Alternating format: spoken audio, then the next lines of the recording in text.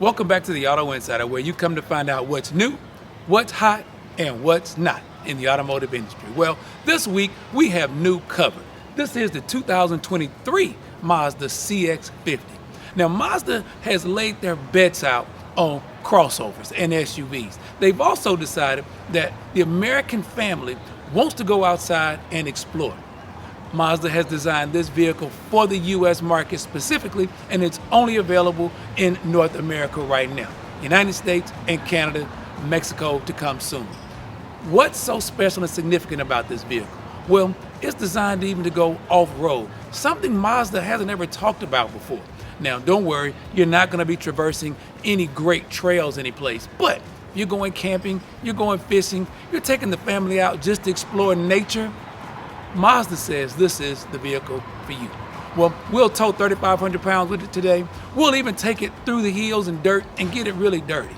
And then we'll let you know what we think about it and if this vehicle fits your lifestyle and your garage. A couple of things that Mazda pointed out to us during our press reveal was the lower roof line.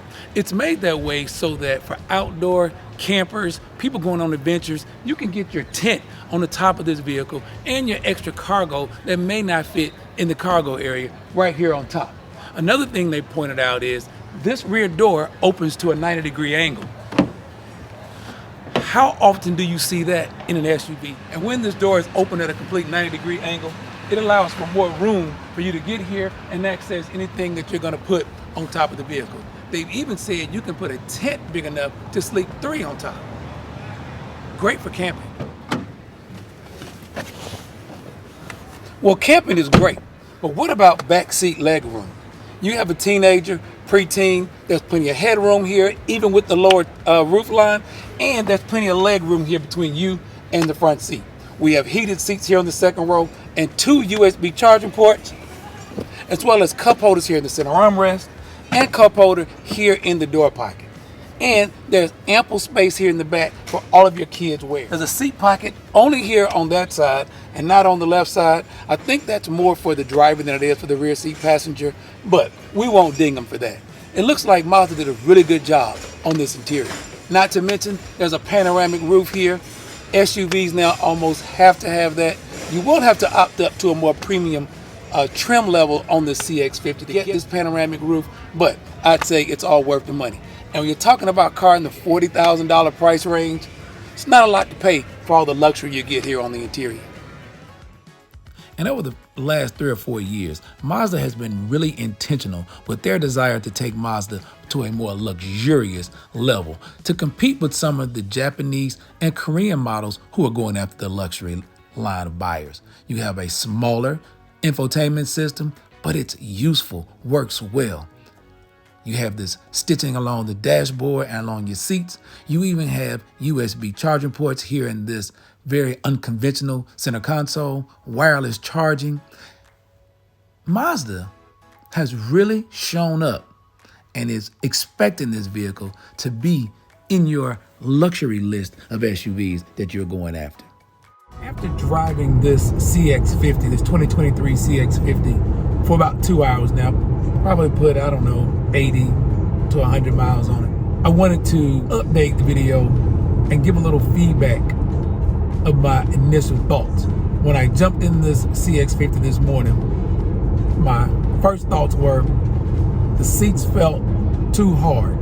They were a bit firm. The natural shape of the seat pressed against my lumbar on my lower back, and it felt uncomfortable. So I was ready to give Mazda bad marks.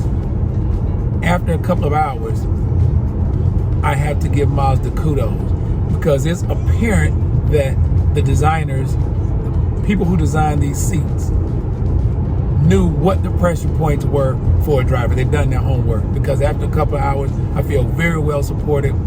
The seats are no longer too firm, and the natural design of the seat without even activating lumbar support really supports my lower back. The instrument cluster a few minutes ago gave me the indication that it was time to take a break. A lot of newer cars have that feature where it tells you time to take a break after you've been driving for a while. Maybe the car needs a break and I can't tell, but I don't feel like I need a break. I feel just as refreshed as I did when I started driving. And mind you, that's even after those mountain back roads. The road was a little wider than the car, and we had oncoming cars, a lot of pressure there. But this CX-50 never felt out of control, always felt like it was built to do exactly what it did.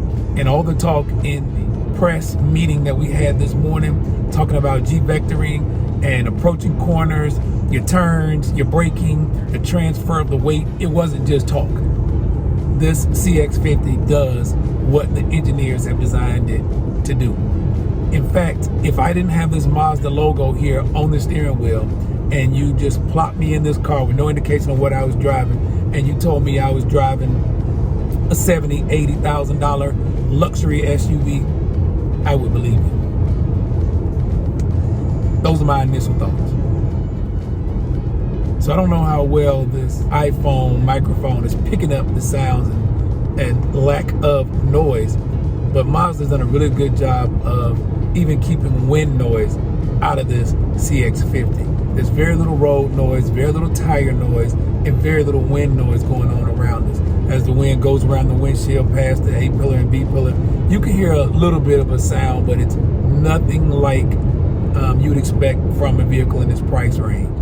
Mazda's also done a really good job of keeping the engine noise and tire noise down. There's not a lot of resistance from the tire that we hear, and I can barely even hear the engine. When you're thinking about a 2.5 liter 4-cylinder turbo in a SUV, my first inclination was to think it was going to be underpowered, and through these mountainous roads I was going to get a lot of engine feedback and a lot of engine noise, a lot of whining, a lot of straining.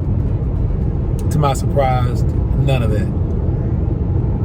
This vehicle seems to be very well poised. During our press briefing, we were told about the off-road prowess. Now, by no means does Mazda intend this CX-50 to be competition for some of those off-road. Doesn't have the locking rear diff. It doesn't have the height to actually take any really treacherous off-road. But we have been promised that this vehicle does well off-road in the gravel, things that'll make a family want to take it fishing, camping, just minor off-road. Maybe you go into the cabin for the weekend. So next, we'll see how this CX-50 performs in those moderate off-road conditions. If it performs as well off-road as it does on-road, the CX-50 is going to give mid-size SUVs on the market a run for their money. Toyota, Honda, Kia, Hyundai, Chevy, Ford, you should all be concerned about this Mazda CX-50. This is the off-road part that we talked about, so it's not really a off-road as you can see, but we're supposed to be looking for how the gravel affects the steering, the acceleration, and the braking. This is about what Mazda expects the average family to do the Mazda CX-50 as far as an off-road is concerned. And as you can see, now the fun begins. We're going to take this CX-50 through a couple of courses here and see just how well it holds up in moderate off-road conditions. Keeping the CX-50 in off-road mode at 30 miles an hour, we're supposed to be looking to see just how well the CX-50 maintains its track here on this dirt road. As we approach these curves, the power is supposed to be transferred to the wheels with the most grip to keep the vehicle stable in these unstable conditions. So far, the CX-50 is doing exactly what we were told it was going to do in our press briefing. And taking these corners, it really does feel stable, normal. You know you're on a gravel road, but it is still really responsive and doing a really good job. What's going to happen is you're actually going to lose line of sight for a few seconds when you come to the top hill. It's going to be all horizon. Okay. So you're going to want to use that to help you understand where to go and just following the trail. Having said that, this will turn off at 10 miles per hour. Right? There are some bumps that are in the shadows, so you want to make sure that you're not going too fast, because you will bottom out, or not bottom out, you'll kind of talk about the suspension. As you can tell here in just a second, the view from the instrument cluster really does come in handy, because this is all the driver can see, is the bright blue sky. You're going to go through the gates here, straight over the edge, use your brakes, because that's what's going to slow you down on this hill. And it's a little steeper than that, so you might slide a little bit. One thing I do remember from school is that whatever goes up must come down. Let's see how this Mazda CX-50 performs without hill descent. No hill descent. That is all ABS and Mazda braking. Wasn't so bad. I was ready to be prepared to be nervous about that, but it worked out pretty well. The body feels really tight and strong. I don't feel a lot of flex in the body. Not sure for off-roaders. Maybe you'll chime in and let me know. I don't know if that's good or bad, but it does feel really solid out there. Another thing Mazda is banking on is that people who buy this CX-50 will actually use it for their recreation, like towing a 3,500-pound trailer. So I didn't have time to hook up my camera, but as you can see back behind me there, I'm towing a 3,500-pound trailer. And while you're not going to confuse this with some V8 or some full-size truck or SUV, this 2.5-liter turbo does feel like a normal car and a normal drive. Mazda has been clear, and it's obvious that this CX-50 and all of its technology, like now we're in tow mode, is designed to bring the car back to a net zero, to a normal, if at all possible, during the course of driving. So whether you're off-road or you're towing, it's clear that Mazda's intent is to make the CX-50 feel normal under all conditions. And let's not even pretend that we're not towing 3,500 pounds. I can feel it, I can tell, but the technology appears to be working. And it's times like this when the technology really pays off. So Mazda decided against the semi-autonomous driving features that a lot of car makers are coming out with these days. It does offer you lane keep assist and lane departure warning, heads-up display that gives you all of your pertinent information right here in your line of sight. But they did opt against, like I said, the semi-autonomous driving features, but they did not leave out the smart cruise control. It allows the driver to set the speed that you want to drive, set the distance you want to keep from the vehicle ahead of you, and the Mazda cruise control will bring this vehicle to a stop or slow it down when the traffic ahead of you impedes your flow. It made for a very relaxing trip for this 4 or 5 hour day that we spent behind the wheel of the CX-50.